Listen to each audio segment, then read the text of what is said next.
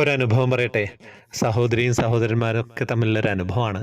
അപ്പോൾ അത് വേഗം ഞാൻ നിങ്ങളേക്കായിട്ട് പങ്കുവയ്ക്കുകയാണ്. അതിൽ നല്ല രസമുണ്ട് കേൾക്കാൻ. എങ്ങനെ തുടങ്ങണമെന്ന് എനിക്കറിയില്ല ട്ടോ. ഒരുപാട് വർഷം മുൻപത്തെ അനുഭവമാണ്. എൻ്റെ വിവാഹത്തിൻ്റെ കാസറ്റ് സിഡിയിലാക്കുന്ന കാര്യം എൻ്റെ നേരെ മൂത്ത സഹോദരൻ എന്നോട് പറഞ്ഞു ട്ടോ. ചേട്ടൻ്റെ കാസറ്റും വീഡിയോയിൽ ആക്കുന്നുണ്ടെന്നും എൻ്റേതും ആക്കാമെന്ന് പറഞ്ഞു. അപ്പോഴാണ് ഞാൻ ഓർത്തത് എൻ്റെ കാസറ്റ് മൂത്ത ചേട്ടൻ്റെ ഞങ്ങൾ 5 മക്കളാണ് ട്ടോ. 3 ആണും 2 പെണ്ണും. ഞാൻ ഇളയതാണ്. മൂത്ത ചേട്ടൻ മേടിച്ചിരുന്നു. ചോദിക്കുമ്പോൾ തരാമെന്ന് പറഞ്ഞിരുന്നു ട്ടോ. ചേട്ടൻ്റെ കാസറ്റ് ഫംഗസ് കയറി ചീത്തയായി പോയിരുന്നു. ഇടയ്ക്ക് ചോദിക്കുമ്പോൾ കാസറ്റ് ഉണ്ടെന്ന് പറയായിരുന്നു. ഇതിനു വേണ്ടി ചോദിച്ചപ്പോൾ ചേട്ടൻ പറഞ്ഞു കാസറ്റ് നോക്കിയിട്ട് കാണുന്നില്ല എന്ന്. അപ്പോൾ എന്താണെന്നറിയില്ല. എനിക്ക് കരഞ്ഞു പോയിട്ടോ. ഇത് കേട്ട് ഞാൻ CD ആക്കാൻ പറ്റില്ലല്ലോ എന്നോർത്ത് ഒരു ദിവസം ഞാൻ വിഷമിച്ചിരിക്കുമ്പോൾ ഞാൻ ഒറ്റയ്ക്ക് എങ്ങും പോകാറില്ല.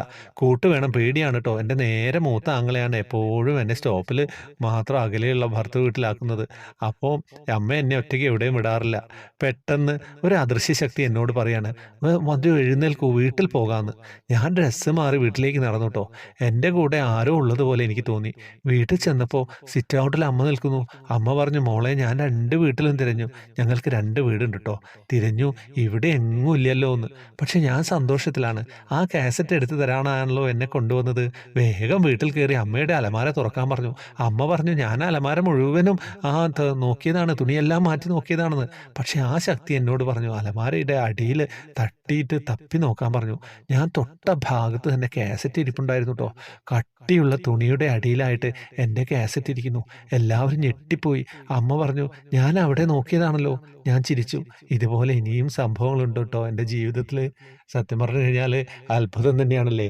ഏതോ ഒരു ശക്തി. ഏതാണ് ആ ശക്തി? അതാണ് നമ്മൾ ചിന്തിക്കേണ്ടത്. നമ്മൾ പറയുന്നതും വളരെ കാലങ്ങളായിട്ട് പറഞ്ഞുകൊണ്ടിരിക്കുന്നതും ആ ഒരു ശക്തിയെക്കുറിച്ചാണ്. നിങ്ങൾ പ്രാർത്ഥിക്കട്ടോ. എല്ലാവരും എഴുതുക. ഹരേ കൃഷ്ണ. വേറെ വിശേഷമൊന്നുമില്ല എന്ന് വിചാരിക്കുന്നു. ഗ്രൂപ്പിൽ വരാം. ഗ്രൂപ്പിൻ്റെ ഡീറ്റെയിൽസൊക്കെ അറിയാമല്ലോ. ജോയിൻ ബട്ടണിലൂടെയാണ് വരേണ്ടത്. കുറേ കാര്യങ്ങളും വിശേഷങ്ങളും ഒക്കെ ഉണ്ട്. വേറെ ഒന്നുമില്ല പറയാൻ.